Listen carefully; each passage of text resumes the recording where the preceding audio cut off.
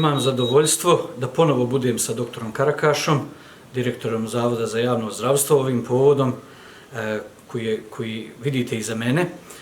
Naime, općina je u okviru jednog programa njemačke vlade aplicirala za ove aparate koji se tiču COVID analiza.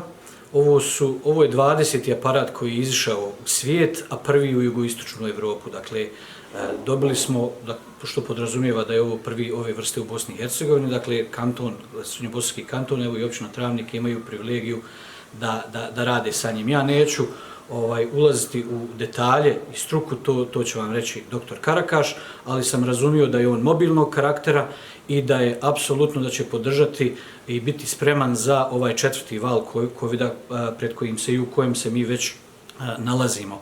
I iskoristit ću ovu priliku naravno da pozovem sve građanke i građane da se što prije vakcinišu, da što manje teoretiziraju oko onoga u što se ne razumiju, nego da zaštite svoje zdravlje, jer valjda ljekari bolje znaju od nas koji to čitamo negdje sa interneta ili šta već radimo.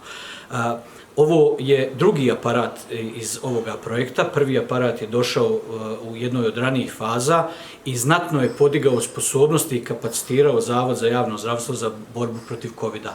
Ostao je još treći dio toga projekta koji se tiče edukacije i Zavod za javno zdravstvo, kako sam razumio, je već potpuno spreman, jer ta post-covidna priča je također važna. Oni koji su prebolovali COVID to najbolje znaju, jer njihova pluća i možda i ostali organi sigurno nisu onakvi kakvi su bili. Zato nas još jednom pozivam sve da se dobro osvijestimo, ova pošast nije gotova. Da li ćemo se morati naučiti sa njom da živimo na duže staze ili ne znam, ali ovo sada što je, pozivam nas sve na mobilizaciju kako bi i ovaj četvrti val iznijeli što je moguće bolje. Naravno, izuzetno mi je zadovoljstvo da smo danas u prilici da ovaj aparat, mobilni PCR, možemo instalirati u Zavodu za javno zdravstvo Srednjobosanskog kantona. Naime, kroz naš partnerski grad Leipzig i projekat koji smo osmislili, aplicirali smo sa željom da dobijemo ovakav jedan aparat koji bi nam bio od velike koristi. Naime, Zavod za javno zdravstvo već posjeduje 2 PCR-a, to su stacionarni PCR-ovi koji se nalaze u okviru naše laboratorije.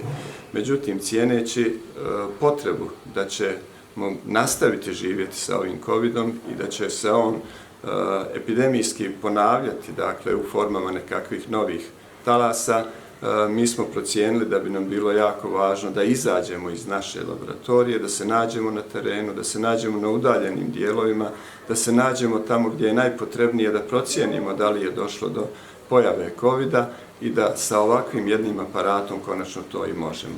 Dakle, aplicirali smo zajedno sa općinom Travnik, zajedno sa gradom Leipzigom, oni su prepoznali značaj toga i mi smo evo danas svjedoci da je taj aparat kod nas.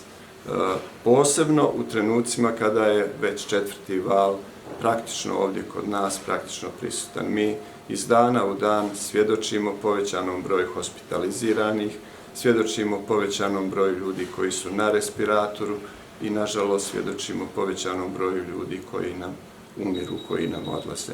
Zato se ja pridružujem apelu našeg načelnika da je neophodno što prije otići u prvu ambulantu i dobiti prvu vakcinu koja nam je na raspolaganju, jer je ona izvrsna.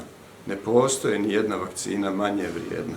Sve su izvrsne i zato trebamo iskoristiti priliku, vakcinisati sebe, vakcinisati one koji su nam najdraži, jer nažalost ponovo gubimo ljudi.